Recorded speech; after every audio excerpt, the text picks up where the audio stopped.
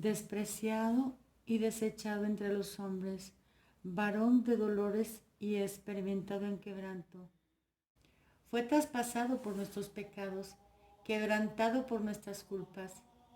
El castigo, causa de nuestra paz, cayó sobre él, y a través de sus llagas hemos sido curados. Dios quiso quebrantarle con sufrimientos, mas luego de ofrecer su vida en sacrificio por el pecado, verá la descendencia y vivirá largos días, y la voluntad de Dios será cumplida por sus manos. En el nombre del Padre, del Hijo y del Espíritu Santo. Amén. Ave María Purísima, sin pecado concebida. Espíritu Santo, fuente de toda luz, ilumínanos. Oh Señor Dios de los ejércitos, restáuranos, a resplandecer tu rostro sobre nosotros y seamos salvos. Queridos hermanos, hoy hablaré de la muerte de Ratzinger, quien como sacerdote escribió varios libros, de los que 2 aún hoy son materia de estudio en seminarios, los cuales le colocaron ya en tiempos de Pío XII como sospechoso de herejía, y de los cuales hemos leído algunos párrafos y hemos invitado a que los lean. Los tales son Fe y Futuro e Introducción al Cristianismo. Hay muchos más que pueden ustedes encontrar en los videos del padre Ramiro Rivas y Dominus Exercitum, donde se hace una cabal reseña de todas sus herejías. Pero aquí de lo que vamos a hablar es otra cosa. ¿Qué graves consecuencias acarrea la adulación del hereje contumaz o del pecador no arrepentido? Porque prácticamente le están diciendo, vete al infierno, así como se oye, porque pretenden pasar por más misericordiosos que Dios y cambiar sus leyes y obligarle a salvar a quien no merece salvación.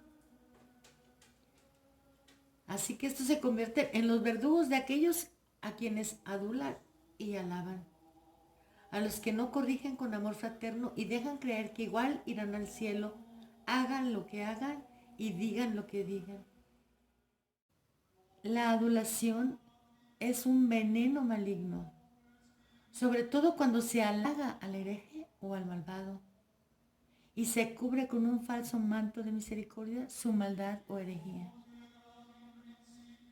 Así tenemos que, no solo en uno, sino en varios de sus libros escritos en su mocedad y después como secretario de la CDF, como papa y aún más como emérito, él escribió doctrinas heréticas y terribles blasfemias, lo cual sus aduladores ignoraron, aunque se dirigían contra Dios mismo. Eso es gravísimo, porque como dice San Basilio, es más grave el pecado del que adula al pecador o al hereje, porque lo mantiene en su herejía o en su pecado. ¡Cuánta responsabilidad para los aduladores! Porque si Ratzinger no se arrepintió de sus herejías y se fue confiado en su ortodoxia, se debe a sus aduladores. Si se arrepintió, Dios lo quiera, al menos en su fuero interno, sería más bien por sus detractores. Pero recuerden bien, hermanos, aquella narración de las ánimas del purgatorio, en la que un hombre por un solo cuadro que pintó y que era obsceno, estuvo a punto de caer en el infierno, porque por ese cuadro muchos cayeron en el infierno y otros en el purgatorio. Imagínense el daño que hace la herejía escrita en un libro que se publica en números en 50 y en todos los idiomas y se da a conocer en los seminarios. He ahí el problema. Ustedes que lo halagaron y que le adularon son sus promotores. Y si estos libros no son quemados, ¿cuánto tiempo durará en el purgatorio aquel que ustedes adularon? Esto que sirva de ejemplo para todos aquellos que no solo adulan al hereje, sino que aplauden al criminal, al que maltrata a sus padres, al que abandona a su mujer, al que vive en amaciato, al que se entrega a prácticas contra natura y nadie le dice, esto está mal, te puedes condenar eternamente. sino que al contrario le afianzan en sus actos y le conducen al infierno, aunque este ente, esta persona se crea muy amada por aquellos que le adulan, estos en realidad son sus verdugos. Así que aunque en la tierra les haya tenido por sus amigos, en el lugar de tormentos les estará maldiciendo porque no le corrigieron. El papel de los padres y de los superiores y de todos aquellos que conociendo saben que algo está mal y tienen la autoridad para hacerlo ver, no puede ser soslayado. No es misericordia callar. Misericordia verdadera, y está contada entre los 7 actos de misericordia espirituales, es corregir al que hiere. ¿Por qué? Porque te interesa su alma. No es un amor humano, mundano. Es un amor espiritual que viene de Dios, el que te obliga a señalar el error a aquel que se lo tienes que señalar. Ciertamente nosotros no tenemos que señalarle el error a todo el mundo, pero los padres a los hijos, o los hermanos a los hermanos, o a los amigos. Y para todos aquellos que dicen que cambió al final, sepan que en su primer libro como emérito, que se tituló Por medio de la fe, doctrina de la justificación y experiencia de Dios en la predicación de la Iglesia, editado por el jesuita Daniel Ivanori, se encuentran ratificadas sus numerosas herejías y unas novedosas. Quiero destacar una vez más lo que escribí en Comunio sobre la cuestión de la justificación. Para el hombre de hoy, en comparación con el tiempo de Lutero y la perspectiva clásica de la fe cristiana, las cosas son en inversa. Es decir, ya no es el hombre el que cree que necesita la justificación ante Dios, sino que sería Dios el que estaría obligado a justificarse ante el hombre por todas las cosas horribles que existen en el mundo y frente a la miseria humana, todos hechos que en última instancia dependen de él. En este sentido, me parece significativo el hecho de que un teólogo católico asuma de manera directa y formal tal inversión. En primer lugar, si ese no es su pensamiento, ¿por qué escribió en un libro de él semejante blasfemia? Es una blasfemia, absolutamente. Ahora fíjense lo que dice. Cristo no habría sufrido por los pecados de los hombres, sino que más bien, por así decirlo, habría cancelado la culpabilidad de Dios.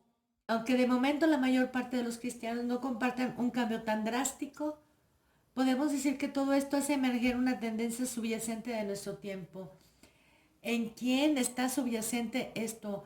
Solo en ustedes, los teólogos de la apostasía. Es horrible lo que dicen estos libros.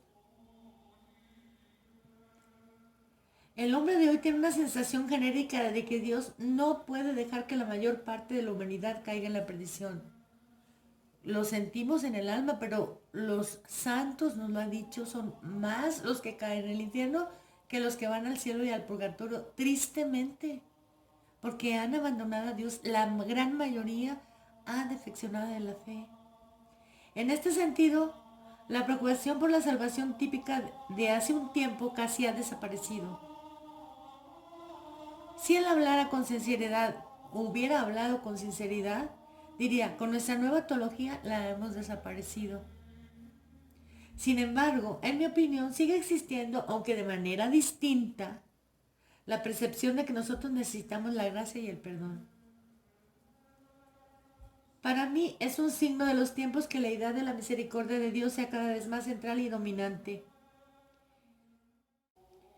El Papa Francisco se encuentra completamente en sintonía con esta línea. Su práctica pastoral se expresa en el hecho de que continuamente nos habla de la misericordia de Dios.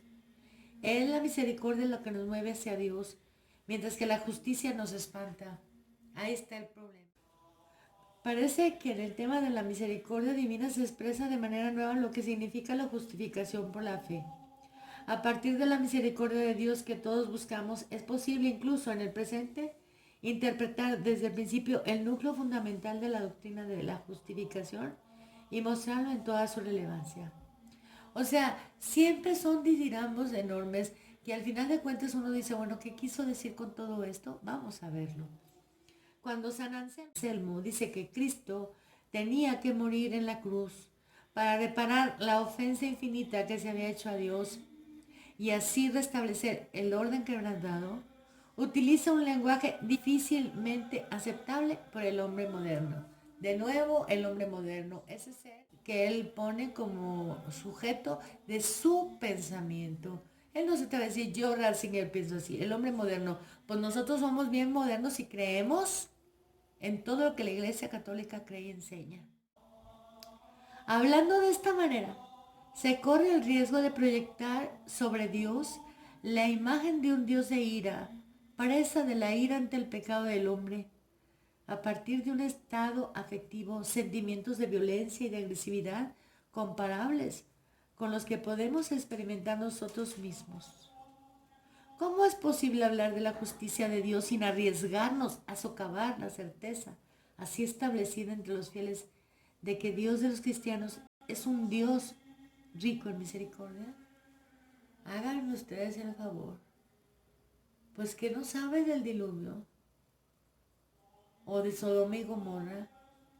¿Cuántas veces se lee en las Sagradas Escrituras sentimientos de Dios como de hombre cuando dice, me dio un vuelco el corazón, por ejemplo?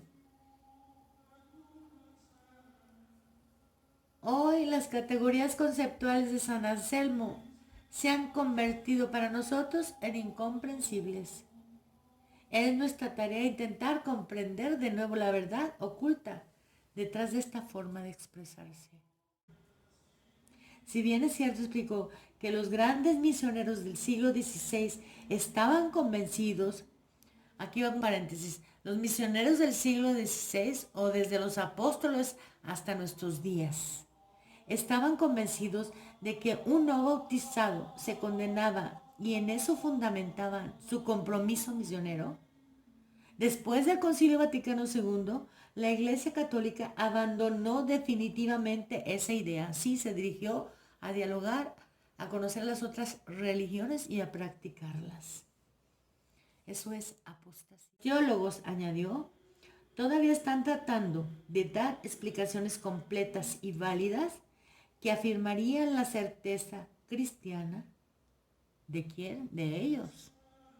De que la salvación viene por medio de Cristo, sin insistir en que el bautismo y la profesión de fe sean una condición necesaria. Lo vamos a repetir.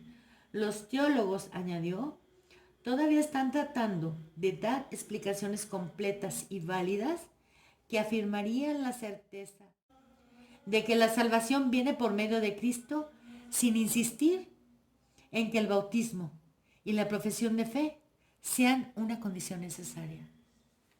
¿Ese es un teólogo ortodoxo? No necesitas bautismo ni confesar la fe en Jesucristo para ser salvo. ¿De dónde sacó esa teología? La gravedad de sus herejías es terrible. No vamos a continuar leyendo absolutamente nada. Solo les recuerdo el relato de esa ánima del purgatorio, que solo después de haber sido quemado el cuadro que él había pintado, podría tener derecho a recibir la liberación del purgatorio y llegar al cielo. Si Ratzinger se arrepintió de todas sus herejías, muy probablemente esté en el purgatorio, pero no podrá salir de ahí mientras existan en sus libros. Si de veras le ama, quema sus libros.